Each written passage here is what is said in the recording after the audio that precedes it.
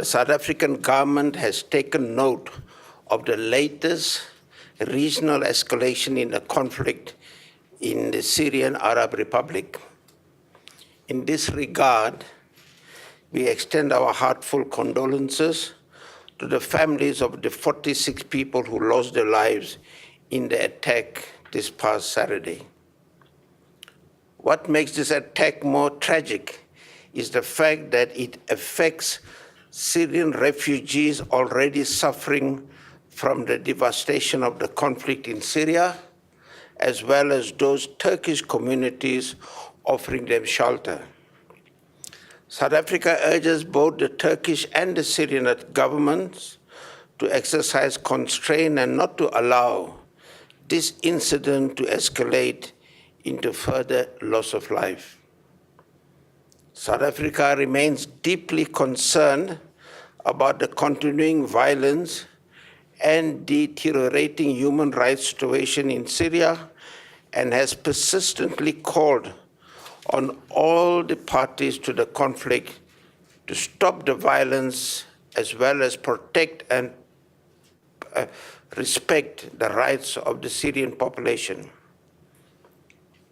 Since the beginning of the Syrian crisis, South Africa has condemned all human rights abuses, in particular violations of the rights of vulnerable groups such as women and children.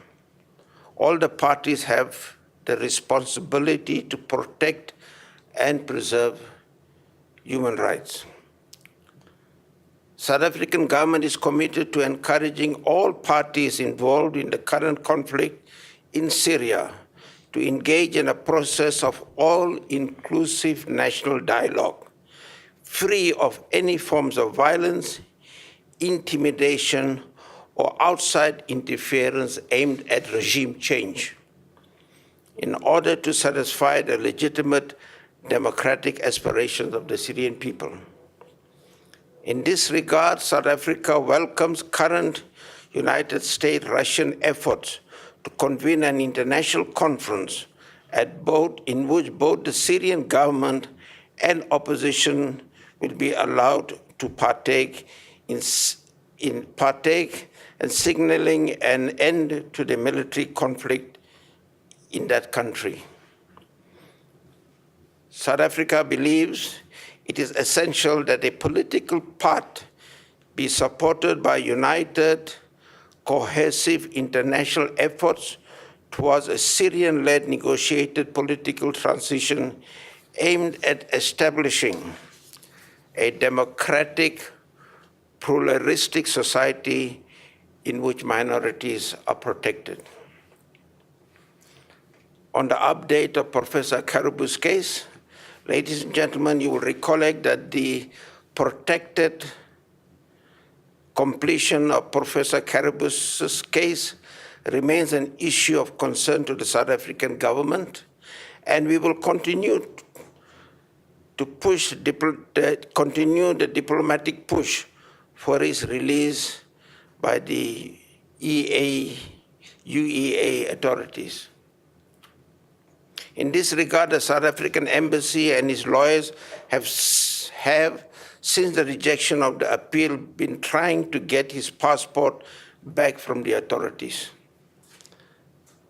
The department received a note verbal from the UAE on the 13th of May 2013, informing that the South African mission in Abu Dhabi should be requested to facilitate the processing of all outstanding documentation to enable the speedy return of Professor Karabou to South Africa. The note confirmed that Professor Karabou has been cleared of all charges against him, that there is no outstanding cases against him, and that he has been cleared to leave the UAE once all documentation has been processed by the UAE authorities. The South African Embassy is in constant contact with the relevant authorities to expedite this process, and that we trust that his passport will be returned to him by Wednesday, 15th May 2013, in order for his travel arrangement to be finalized. Only remaining issue of concern is the fact that the administrative arrangements by the UAE authorities are taking very long before he can leave the UAE. It is anticipated that the process will be finalized before the end of the week. Till this end, the Department of International Relations and Cooperation undertaken the following actions on the matter. Extensive consular assistance is being provided to Professor Karabous and his family. Mission staff in Abu Dhabi is regularly visiting and calling Professor Karabous, and in South Africa, the staff is also in regular telephonic contact with his daughter, Dr. Sarah Karabous. All court hearings have been attended by the mission staff. The UEA ambassador in South Africa has been called in twice to express South Africa's concern on the issue, and a démarche has been handed over. The South African government and the embassy in Abu Dhabi has had extensive interaction with the Foreign Ministry and other stakeholders regarding the case. The minister wrote a letter to her UAE counterpart. Deputy Minister Fransman visited his counterpart in the UAE to discuss the matter.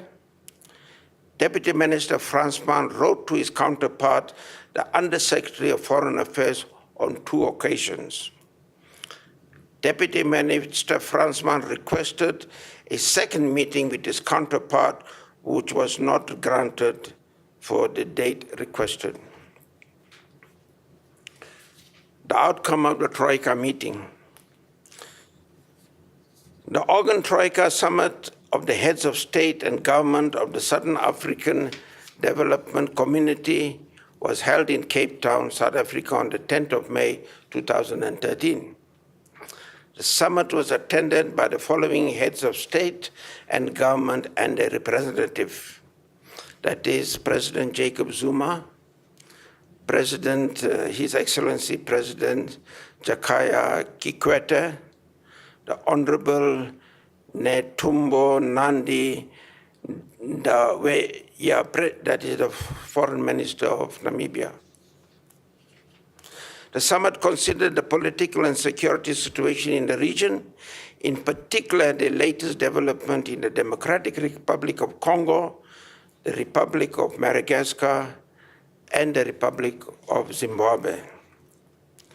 On the Democratic Republic of Congo, the summit received a progress report on the deployment of the intervention brigade in the Eastern DRC and welcomed the adoption of the United Nations Security Council Resolution 2098 on the 28th of March 2013, which provides the mandate for the deployment of intervention brigade in the Eastern DRC under the auspices of MONUSCO. The summit also noted with appreciation the continued collaboration between SADC and ICGLR, including the African Union and the United Nations on the deployment in the Eastern DRC, and further urged the government of the Democratic Republic of Congo and the M23 to continue with the Kampala talks with a view to concluding them expeditiously to allow the people of Eastern DRC to live in peace. The summit reiterated its call for urgent attention to be given to the grave humanitarian situation in the Eastern Congo. On Madagascar, the summit expressed grave concern on the decision of the Special Electoral Court to endorse ineligible candidates for the forthcoming presidential election in violation of the Malagasy Constitution and the electoral law. The summit also expressed its displeasure on the decision of His Excellency Rajolina to renege on his early undertaking not to stand in the forthcoming presidential election as reflected in the SADC Dar es Salaam Declaration of 16 January 2013, and further express his disappointment with the decision of Movans Ravalomanana to present Madam Lailo Ravalomanana, former First Lady of the Republic of Madagascar, as a presidential candidate. The summit urged His Excellency Rajolina, former President Ratsiraka, and Madam Ravalomanana to consider withdrawing their candidature for the sake of peace and stability in Madagascar. Summit urged all parties in Madagascar to respect the electoral calendar as issued by the Independent Electoral Commission and endorsed by the United Nations. In view of the recent development in Madagascar, Summit invites the UN in collaboration with the AU to supervise the election in Madagascar. The Summit committed to continue to be seized with the development in Madagascar. On Zimbabwe, Summit commended His Excellency Jacob Zuma, President of the Republic of South Africa, and the SADC facilitator on Zimbabwe political dialogue for his efforts towards the full implementation of the global political agreement in Zimbabwe. In addition, the summit also commended the people of Zimbabwe for holding a credible, free, and fair constitutional referendum on the 16th of March 2013, and urged the parties to finalize outstanding issues in the implementation of the GPA and preparation for holding free and fair elections in Zimbabwe. President Zuma undertook a working visit to the Russian Federation. The President of the Republic of South Africa, His Excellency Mr. Jacob Zuma, will undertake a working visit to the Russian Federation on 16 May 2013. President Zuma will be accompanied by a delegation of cabinet ministers that includes Minister Kona Mashabane, Minister Mapisa Ngokula, Minister Van Skalvik, Minister Kwele, Minister Tetwa, and Minister Deepo Peters. The working visit is guided by all relevant legal instruments and mechanisms.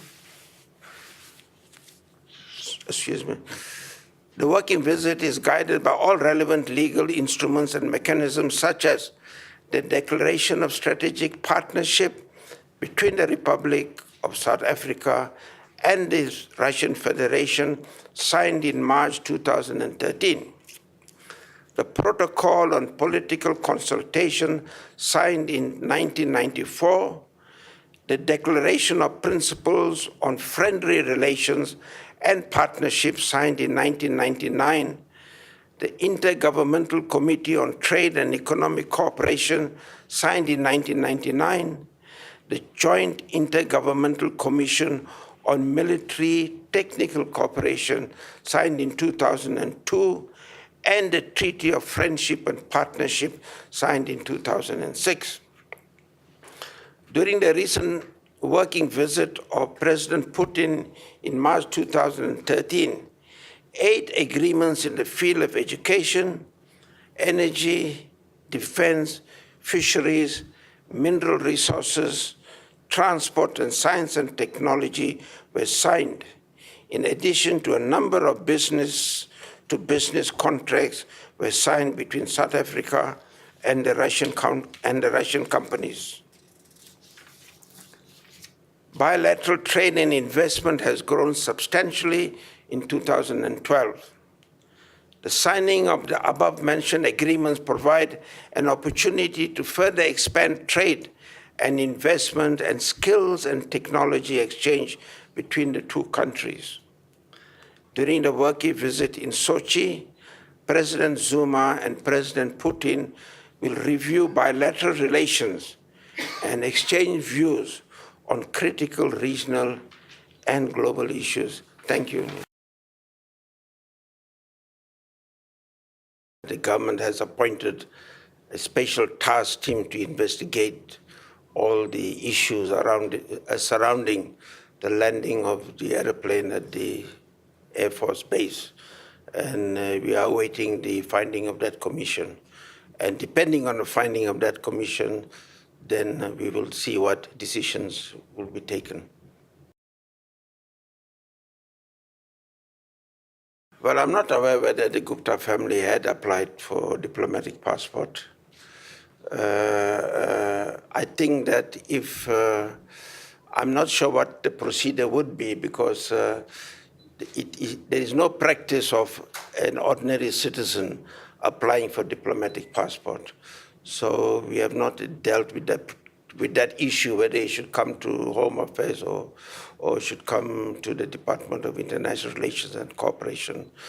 The policy is very clear. Diplomatic passport is only issued to government officials on on official visits, and no diplomatic passport is given to anyone who is not part of the government.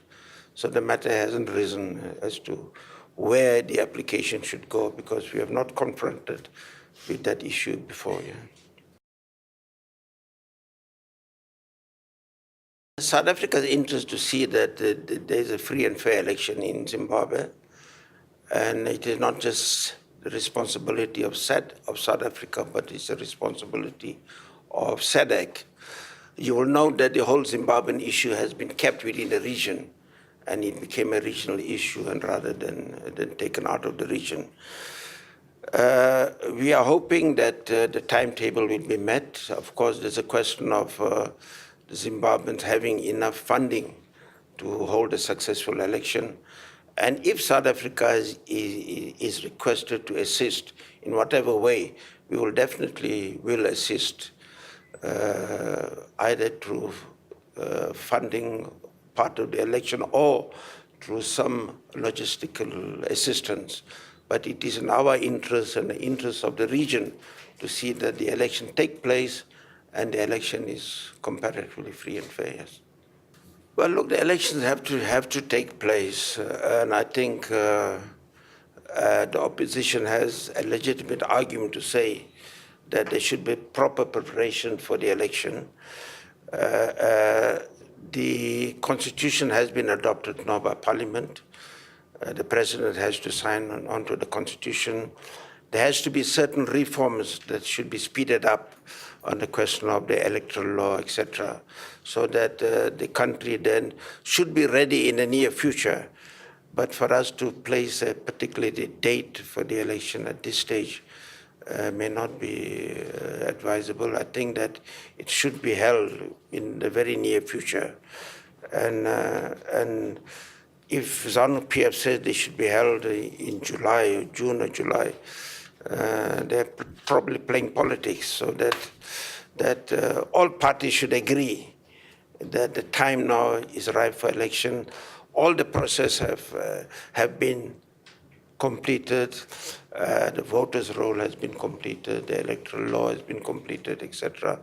And also should give time for the SADC monitoring group, electoral monitoring group, to be present there well in advance of the election to see or to ensure that the election is comparatively free and fair without intimidation and violence. There may be a little bit of intimidation here and there, knowing the history of Zimbabwe, but I think that the election should reflect the results should reflect the will of the people of Zimbabwe. Well, on the question of President's visit to Russia, you'll notice that there are a number of ministers accompanying the President.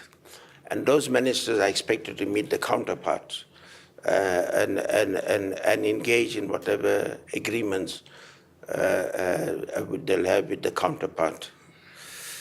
As far as the brigade is concerned, yes, well, South Africa has indicated that it is going to contribute a brigade. Now, the logistic of it, I'm not sure. I think that's a matter that should be raised with the Ministry of Defense as to this will be part of the MONEC forces that are there already that could constitute a brigade, or there will be fresh troops sent from South Africa. On Syria, as I said, that we feel that there has to be there should be a dialogue there between all the parties without any preconditions. That is why we are saying that we support the initiative that has been proposed by the United States and the Russian Federation to go back to what they call the Geneva Initiative. The Geneva Initiative clearly spelled out at the stages on how the whole dialogue will take place and how a peaceful resolution will take place in Syria. Of course, you'll notice that the opposition group immediately rejected the Geneva Accord. But it seemed that they're going back to the Geneva Accord. And it is encouraging that the United Kingdom as well seem to have bought into this whole process.